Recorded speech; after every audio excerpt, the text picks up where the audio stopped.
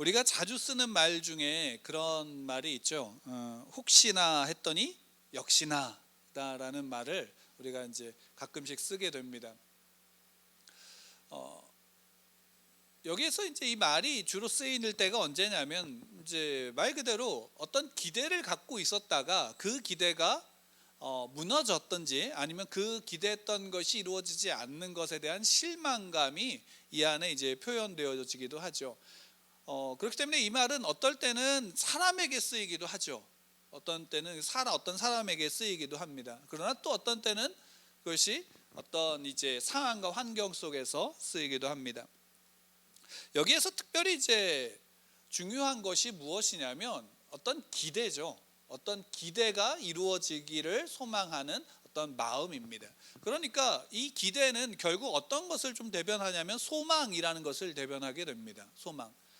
근데 이 소망이 어떻게 표현되어지냐면 혹시라는 것으로 표현되어집니다. 이것이 가장 대표적으로 우리 가운데 가장 이제 주변에 많이 보게 되어지는 그 혹시라는 소망이 어떤 거냐면 복권입니다.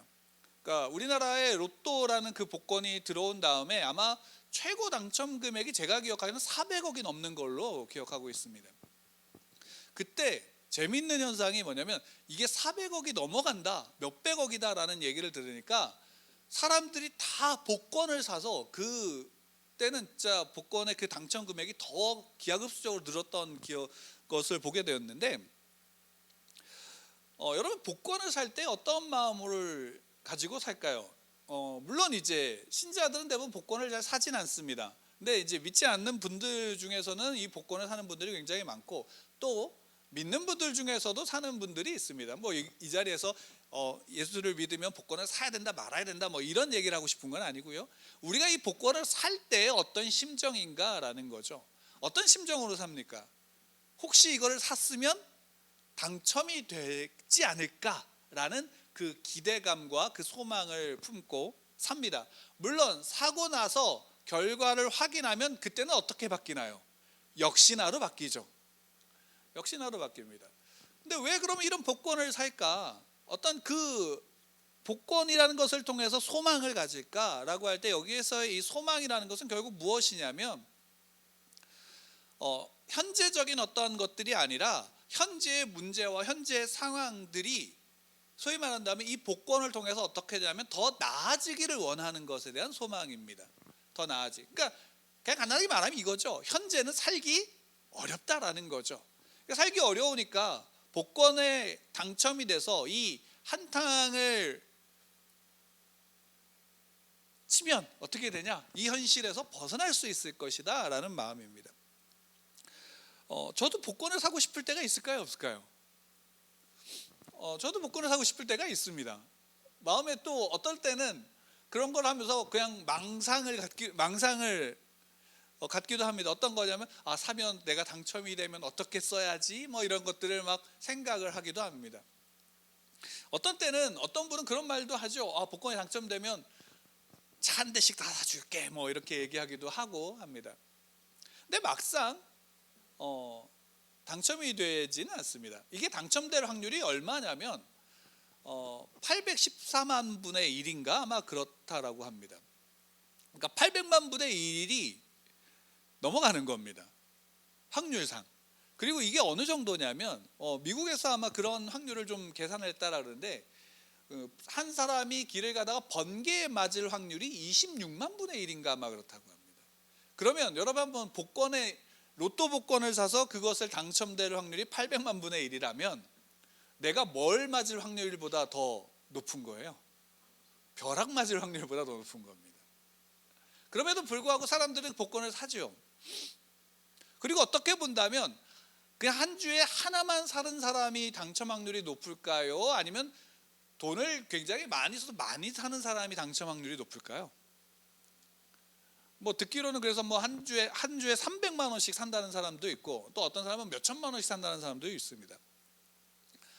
어찌 됐든 결국 소망이죠. 혹시나 하는 마음의 소망입니다. 결국 세상에서 어떤 소망에 대한 것을 이야기할 때 물론 다 그렇다라고 할 수는 없겠지만 이 소망이라는 것을 이야기할 때는 항상 어디에 관점이냐면 현재적인 관점보다는 미래적인 관점을 가지고 있죠. 그리고 이런 혹시나 하는 신앙은 단순하게 복권이라는 것에만 있지 않습니다. 우리가 아이들을 기를 때 아이들에 대해서 어떤 인생의 가장 큰 전환점이라고 할 수 있는 데가 언제냐면 고3 시기입니다. 고3이 됐을 때 아이들에게 저도 어렸을 때 가장 많이 들었던 것 중에 하나가 뭐냐면 좋은 대학에 가야 된다라는 겁니다. 그러니까 좋은 대학에 가면 어떤 일이냐면 그 삶이 마치 어떻게 되냐면 꽃길만 걷는 것처럼 얘기를 하셨어요. 실제적으로 맞아요. 좋은 대학에 가면 갈수록 뭐가 되냐면 기회가 많아져요. 또 좋은 대학에 가기 위해서 공부를 했었을 때에 그 공부했던 실력들 때문에 내가 그때 이 길이 아닌가 봐, 다른 데를 한번 좀 하고 싶을 때 어떻게 할 수 있냐면 그 길을 바꿀 수 있는 능력이 생기게 되어져요. 그러니까 꼭 나쁘다라고 할 수도 없죠. 결국 거기에는 그 좋은 대학에 간다라는 것도 현재적인 일인가요? 미래적인 일인가요? 미래적인 일이에요. 미래에 혹시 좋은 대학에 가면 혹시나 더 좋은 삶을, 더 안락한 삶을 살아갈 수 있지 않을까라는 것이 담겨져 있는 겁니다. 그러니까 소위 말한다면 세상에서 그러니까 하나님을 믿지 않는 세상에서 말하는 소망은 그와 같아요. 현재적이지 않고 미래적이고 어떤 우연과 어떤 상황 속에 기대어 있는 거예요. 물론 그 소망에는 확률적인 것들이 기반되어져 있지만 그래도 결국에는 어떤 거예요? 현재는 없는 어떤 것이란 말이에요. 그럼 반대로 기독교적인 소망은 뭘까요? 기독교에서 말하는 소망이 뭘까요? 성경에서 우리에게 말씀해 주고 있는 소망이 뭘까요? 그러니까 이 소망의 의미가 세상에 가지고 있는 소망과 기독교, 하나님을 믿는 자들의 성도의 소망은 정의가, 개념이 달라요.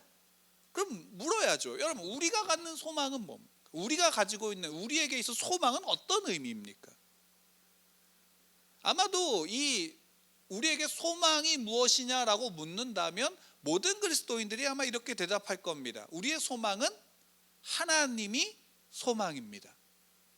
믿으시나요? 예. 성도들, 기독교인들, 우리가 성경에서 우리에게 알려주고 있는 것은 뭐냐면 우리의 소망은, 신자의 소망은 하나님이시다라는 거죠. 하나님이 소망이다라는 겁니다. 하나님이 소망이다. 예수 그리스도를 나의 구주로 믿고 영접한 자들, 그래서 하나님의 자녀가 된 자들에게 있어의 소망은 하나님이시다라는 거죠. 그 부분에 대해서 사도 베드로는 분명하게 이야기를 하고 있습니다. 우리 주 예수 그리스도의 아버지 하나님을 찬송하리로다. 그러면서 이어진 게 그의 많으신 긍휼대로 예수 그리스도를 죽은 자 가운데서 부활하시게 하심으로 말미암아 우리를 거듭나게 하사 산 소망이 있게 하시며 라고 이야기를 하고 있습니다. 지금 사도 베드로가 우리를 거듭나게 하사 산 소망이 있게 했다라고 얘기를 합니다. 여러분, 우리가 이제 지난주에 살펴봤다시피 이 베드로서는 사도 베드로가 이제 소위 말한다면 아시아에 있는, 지금으로 하면 터키 지역에 있는 교회들을 향한, 그곳에 있는 성도들을 향한 편지입니다. 근데 이 편지를 받는 자들이 어떤 사람들이냐면 여기에서 1절 마지막에 분명히 이야기하는 게 흩어진 나그네들이다 라고 표현하고 있어요. 흩어진 나그네. 예수 그리스도의 사도된 사도 베드로는 이라고 하면서 이걸 누가 받느냐? 흩어진 나그네들이 받는다. 당신들, 그러니까 이것을 받아서 읽는 사람들은 다 누구예요? 흩어진 나그네들이다라는 거죠. 왜냐하면 실제로 이때 당시에 이것을 받는 사람이 어떤 로마 황제의 그 황제 숭배에 의한 어떤 정치적인 탄압이라든가 이런 차원이 아니라 이미 예수를 그리스도로 믿은 유대인들과 예수를 그리스도로 믿고 영접한 이방인, 헬라인들을 향해서 쓴 거예요. 그들 모두가 다 지금 예수를 그리스도로 믿었다라는 것 때문에 어떻게 되냐면 그들의 공동체 속에서 쫓겨났거나 그들의 공동체 속에서 조롱을 받고 있는 자들이다라는 거예요. 이유가 뭐예요? 예수를 그리스도로 믿고 영접했기 때문이에요. 그래서 그들을 향해서 말하는 거예요. 흩어진 나그네다라는 거죠. 그리고 이것은 단지 그때 그 시대에서만이 아니라 오고 오는 모든 시대에 살아가는 모든 그리스도인들을 향해서 주는 말이에요. 근데 우리가 지금 시대에는 예수를 믿는다, 하나님을 믿는다, 교회를 다닌다라는 것 때문에 우리가 조롱을 받거나 하진 않죠. 실제로 우리의 조롱의 이유는 다른 것에 있는 경우가 좀 더 많지만 어쨌든 그럼에도 불구하고 모든 시대 속에서 하나님을 믿는다, 예수를 믿는다라는 것은 어떤 것과 같은 것이냐면 세상 사람들이 볼 때 미련한 것이다라는 것과 같다라는 거예요. 왜? 미련한 것이다라는 것은 뭐냐면 세상에서 추구하는 소망과 세상에서 추구하는 어떤 기대를 향해 살아가는 것이 아니라 누구를 믿기 때문이에요? 하나님을 믿고 하나님을 의지하며 오히려 세상에서는 고리타분하고 야, 왜 그렇게 멍청하게 살아, 미련하게 살아라고 말할 수 있는 하나님의 말씀대로 살아가기 때문인 거예요. 그럼 그런 성도들에게 있어서 산소망이 있게 한다라는 것은 결국 예수 그리스도를 통하여 어떻게 되냐? 하나님이 아버지 된 자들, 아버지 된 것이 그리스도인들에게 있어서 어떤 거냐면 소망이다라고 지금 사도 베드로는 이야기를 하는 거예요. 왜? 이 베드로서는 어떤 이들에게 쓴 거냐면 고난받고 있는 이들 가운데 쓰여진 서신이거든요. 편지. 그들에게 위로가 되어지는 거고 그들에게 힘이 되어지는 거고 도전이 되어지는 부분이기도 한 부분이에요. 거기에서 이제 이야기하는 거죠. 그러면 여기서 우리가 잠깐 이제 짚어봐야 되는 것이 이겁니다. 여러분, 저를 보시고요. 기독교인들에게 소망이 하나님이시다면 결국 그 소망은 무엇을 이야기하는 걸까요? 예수를 믿고 하나님이 나의 아버지가 됐어요. 그러면 하나님이 소망이에요? 예수 그리스도가 소망이에요? 성령 하나님이 소망이에요? 그러면 그 소망은 그러니까 어떤 것과 같은 말일까요? 소망과 똑같은 말이 뭘까요? 기독교 안에서는. 물론 소망이 좀 더 광범위한 의미를 담고 있지만 우리에게 있어서 소망은 뭐냐면, 기독교인들에게 소망은 뭐냐면 구원입니다. 구원 받은 것 자체가 그리스도인들, 기독교인들, 성도들에게 있어서는 뭐냐면 소망 가운데 있는 거예요. 우리의 소망은 구원이에요. 우리의 소망은 이미 구원 받았다예요. 우리의 소망은 이미 구원 받을 것이다라는 것에 있는 거지 다른 것에 있지 않아요. 왜? 구원이 뭐예요? 예수를 그리스도로 영접한 자들이 하나님의 자녀가 된 것이잖아요. 하나님의 관계가 회복된 거잖아요. 그러면 그 구원이 바로 우리에게 있어서는 소망 그 자체인 거예요. 그러면 한번 생각해 보세요. 살아있는 소망이다라는 것이 단지 미래적인, 현재는 없는 어떤 것에 대한 기대일까요? 살아있는 소망이라는 건 현재적인 거예요. 물론 이 현재적인 것과 미래적인 것, 과거에 있던 모든 것들을 다 통합한 거지만 실제로 우리에게 중요한 건 뭐냐면 그리스도인들에게 있어 살아있는 소망이다라는 것은 현재적인 소망이며 그 소망이 어디로 이어지는가? 미래적인 것으로 이어져 있는 거예요. 그게 지금 살아있는 소망이에요. 왜? 그래서 사도 바울가 이야기하는 거예요. 죽은 자 가운데서 부활하게 하심으로 말미암아 우리를 거듭나게 하사 산 소망이 있게 하셨다라는 거죠. 거듭났다라는 말을 우리가 자주 쓰죠. 어떤 말이에요? 거듭났다, 다시 태어났다라는 의미죠. 물론 영어로 써서 born again이라고도 쓰긴 하지만 다시 태어났다라는 거예요. 예수를 나의 구주로 영접하면 우린 다시 태어난 거예요. 아니, 다시 태어났다라는 의미가 이미 죽었던 자가 예수 그리스도의 생명을 입고 어떻게 된 거예요? 살아있는 존재가 된 거예요. 하나님 안에서 살아있는 존재, 하나님과 함께하는 살아있는 존재. 이제는 하나님과의 관계가 끊어졌던 자가 예수 그리스도로 말미암아 하나님과 화목하게 되어져서 그분 앞에 나와서 그분의 얼굴을 보고 그분을 노래할 수 있고 그분께 간구하고 이야기할 수 있는 것, 총체적으로 우리가 하나님을 예배할 수 있게 하신 것, 그것이 성도들이 구원 얻은 증거임과 동시에 성도들의 삶 그 자체가 뭐가 되는 거예요? 소망이 되는 것이에요. 이 소망은 현재적인 부분인 거예요. 미래의 어떤 것이 아니라 우리가 살아있는 소망이다라는 사실은 여기에 지금 내가 누구와 함께 하고 있는 거예요? 하나님이 나와 함께 하고 있다라는 것으로서 소망인 거죠. 그러니까 이 소망은 세상의 소망과 같아요, 달라요? 다르죠. 세상의 소망은요, 불로 심판해서 불로 타면 없어서 죄밖에 남지 않을 것들이 뭐예요? 세상의 소망이에요. 그러나 하나님 앞에 하나님의 백성들, 하나님이 소망된 자들은 하나님은 영원 전부터 영원까지 계시는 살아계신 하나님이시잖아요. 그리고 그분은 그분의 택한 미리 안 자들, 이미 미리 아신 자들, 그래서 택한 자들을 향한 하나님의 사랑을 끊으세요, 끊지 않으세요? 끊지 않으시는 하나님이시다라는 사실입니다.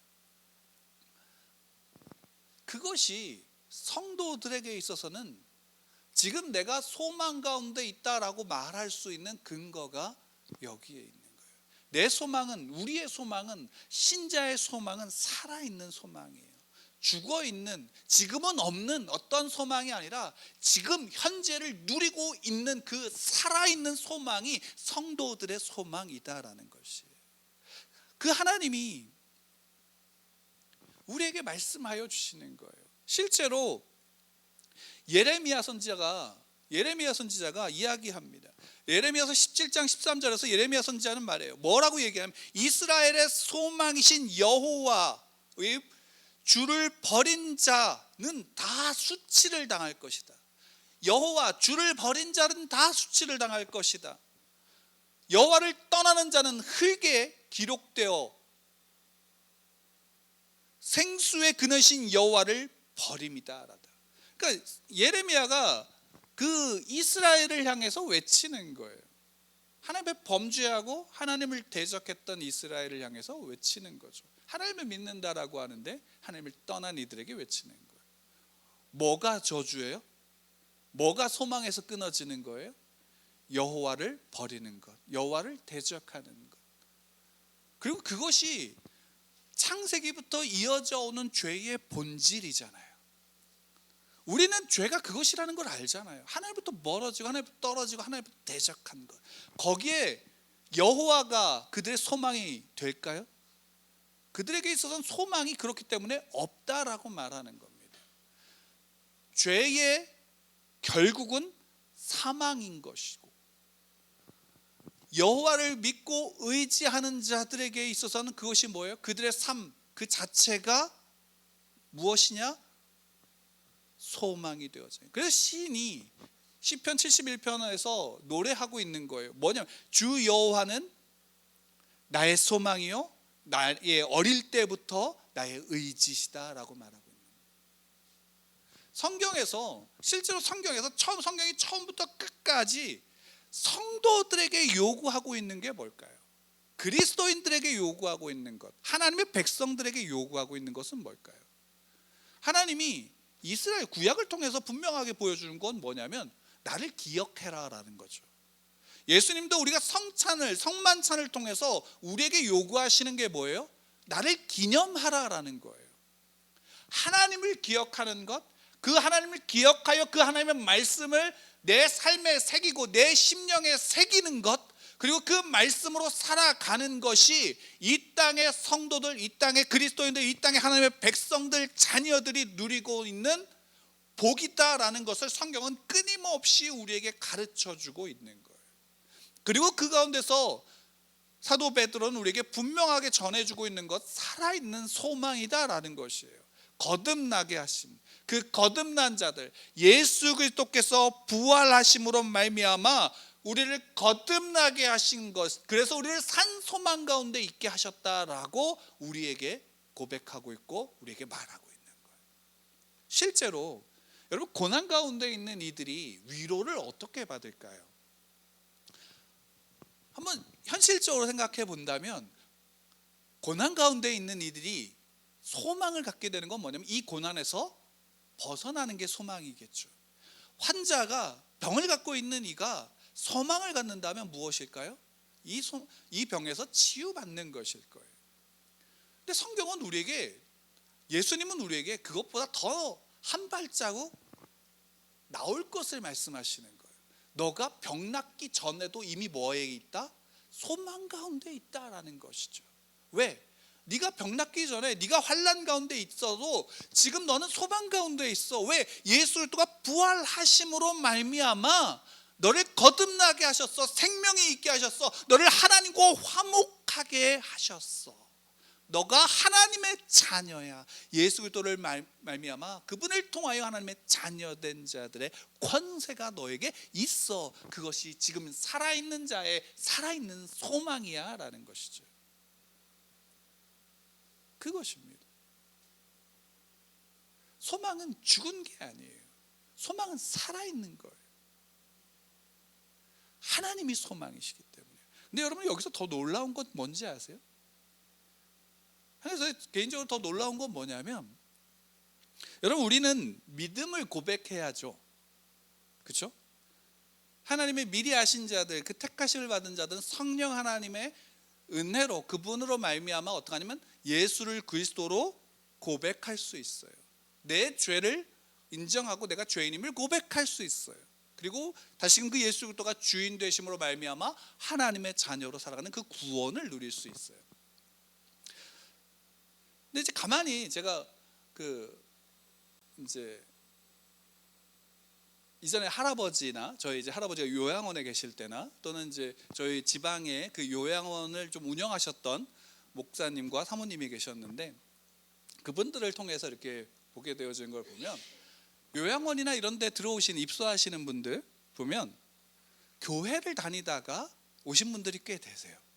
근데 들어오셔서 이런저런 이제 모습들을 보는데 뭐 아주 곱게 늙으신 분도 있고 또 이제 되게 거칠게 늙으시는 분도 있어요. 근데 거기에 이제 치매 환자들 분들이 오시거나 또는 연세가 드시면서 인지 능력이 좀 많이 저하된 분들이 이렇게 오시면 한 가지 어떤 부분들이 있냐면 그분들이 자신이 누구인지조차도 인지하지 못하는 경우가 생겨요. 그리고 자신의 믿음조차도 인지하지 못하는 경우가 거기에서 생겨요. 실제로. 그러면 한번 생각해 보세요. 그럼 그분들에게 있어서는 소망이 뭘까요? 우리가 구원이 소망이라고 한다면 그분들은 자신이 믿는다라는 것 자체를 인지하지 못하고 있는 거예요. 어떨 때는 하나님조차도 인지하지 못하는 경우를 보게 돼요. 물론 그렇게 얘기할 수 있어요. 그러면 제대로 믿지 않았기 때문이다라고 말할 수 있지만 그걸 좀 여차하고, 우리가 그런 모습들 인지조차도 할 수 없는, 또 태어나서 바로, 지금은 좀 그것이 덜하지만 이전에는 실제로 태어나자마자 죽는 아이들이 있었어요. 그럼 그런 아이들을 향해서 정말 어떻게 해야 되는가? 태어나자마자 죽는다면 그 아이가 죄인인가? 죄가 있나 없나? 뭐 이런 것 때문에 논쟁이 되기도 하고, 실제로 그래서 중세 때는 그들을 향한 어떤 것이 있냐면 연옥이라는 개념을 가져오기도 했어요. 그래서 그 천주교에서는 지금도 그 연옥이라는 개념을 갖고 있어요. 그래서 면죄부를 판매할 때도 연옥에 있는 영혼들이, 우리가 소위 말한다면 면죄부에 넣는 동전 한 그릇 땡그란 소리가 울리면 연옥에 있는 한 영혼이 천국으로 올라간다라고 해서 면죄부를 판 거예요. 저는 성경적이지 않지만 이전엔 그런 개념도 갖고 왔어요. 왜? 이해할 수가 없는 영역이니까. 근데 오늘 사도 베드로는 그 베드로전서 인사말에서 그 부분을 분명하게 이야기하고 있죠. 우리가 지난주에도 살펴봤지만 2절에 보면, 2절 시작할 때 보면 이렇게 이야기를 합니다. 곧 우리 하나님 아버지, 곧 하나님 아버지의 미리 아심을 따라라고 이야기를 하고 있어요. 하나님의 미리 아심을 따라. 그러니까 이거죠. 하나님이 이미 시간 밖에서 영원 전에 이미 그 구원하실 자들을 어떻게 하셨나요? 택하셨다라고 성경은 기억하고 우리에게 말씀하고 있어요. 가르쳐주고 있다고요. 그러면 하나님이 구원받을 자를 이미 택하신 거예요. 그리고 그 구원받을 자를 이미 택하셨다면 그들의 삶이 어떠하든지 결국 그들의 삶 속에서 하나님을, 예수 그리스도를 내 구주로 믿고 영접하여 하나님의 자녀된 그 믿음을 고백하는 순간도 있겠지만, 때로는 그것을 고백하지 못하는 그 순간에도 하나님이 이미 택하셨다면 어떻게 해요? 그들은 이미 구원을 받은 거예요. 그들이 치매가 걸려서 하나님을 인지하지 못한다 할지라도 하나님이 이미 택하셨다면, 하나님의 사랑을 해서 그를 붙잡으셨다면 하나님이 그를 구원하신 거예요. 그에게 치매 그 자체가 소망이 없는 삶이 아니라 그 삶 속에서, 그 연약함 속에도, 그 부족함 속에서도 이미 하나님의 구원의 소망이 그와 함께하고 있다라는 사실을 우리에게 말해주는 거예요. 살아있는 소망이라는 것은 단지 내가 인지하고 온전함을 갖추고 있는 그때에만 살아있는 소망이 아니라 나의 모든 순간에 내가 연약하게 쓰러지고 하나님을 알지 못했던 그 순간조차도 내겐 소망이 되는 거예요. 왜? 하나님이 나를 택하셨으니까요. 하나님이 나를 미리 아시니까요. 그 미리 아심 가운데 우리는 있는 거예요. 우리는 그렇기 때문에 그 모든 순간 속에서 하나님을 믿고 의지하며 나아갈 수 있는 거예요. 물론 이것을 잘못 오해해서, 야 그러면 하나님이 한 번 구원하셨으면 다 됐으니까 내 마음대로 살아도 되지 라고 말한다면, 사도 바울이 분명하게 얘기하죠. 은혜를 더하게 하려고 죄를 더하겠냐라고 묻죠. 여러분 어떻게 하겠습니까? 그리고 전도서 기자는 말하죠. 우리가 지난번에 한번 살펴봤지만 전도서 기자는 분명하게 이야기를 합니다. 전도자는 분명하게 말해요. 젊은 날에 너희가 쇠하기 전에 창조주 하나님을 기억하라 라고 말씀하고 있죠.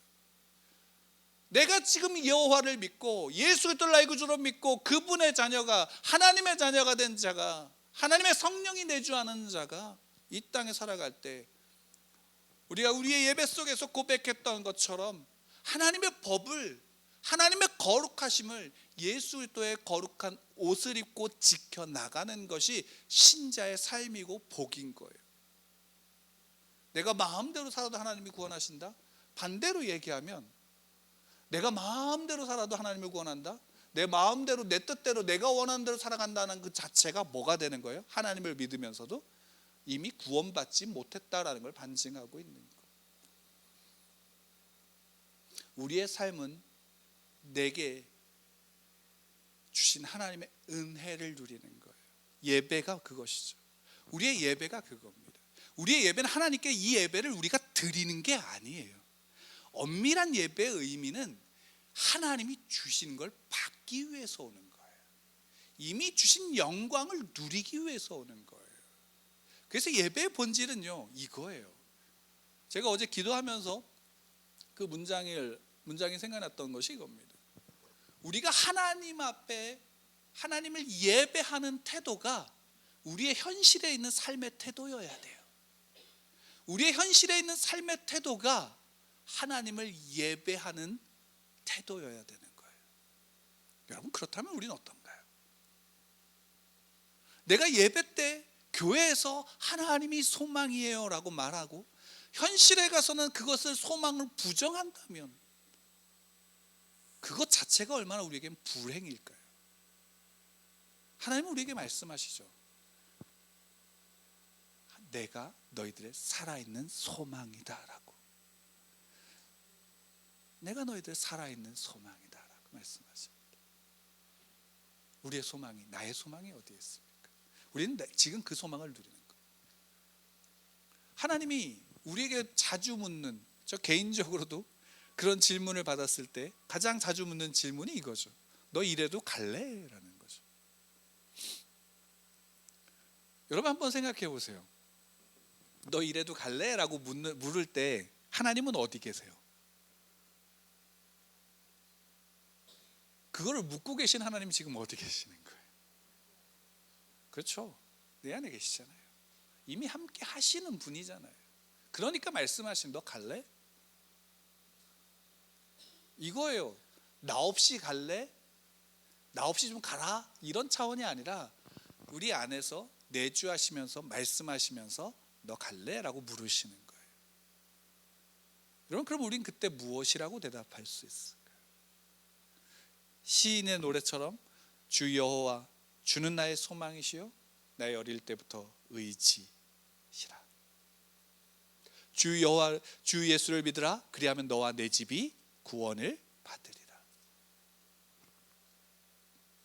우리는 이미 예수를 믿고 있지 않나요? 우리 주 예수가 나의 그리스도이시고 주이심을 믿지 않나요? 영접하지 않으셨나요? 그럼 여러분들이 이미 구원을 받으셨습니다. 거듭나셨나요? 여러분들 이미 산 소망이 여러분께 있습니다. 여러분들 미래는 어떨까요? 그 소망의 온전한 극치를 기대하십시오. 지금 내리가 누리고 있는 그 소망의 극치를 기대하십시오. 하나님이 나와 함께 하심의 더 극치가 뭘까요? 우리의 삶의 어떤 것들의 문제가 아닙니다. 어쩌면 우리의 삶의 여전함은 나그네일 겁니다. 우리의 삶은 나그네일 겁니다. 근데 누구와 함께하는 나그네인가가 중요하죠. 하나님이 함께 하시는 나그네입니다. 하나님이 아버지가 된 나그네입니다. 산 소망을 누리시는 우리 예수 누리교회 모든 성도들 되기를 축원합니다.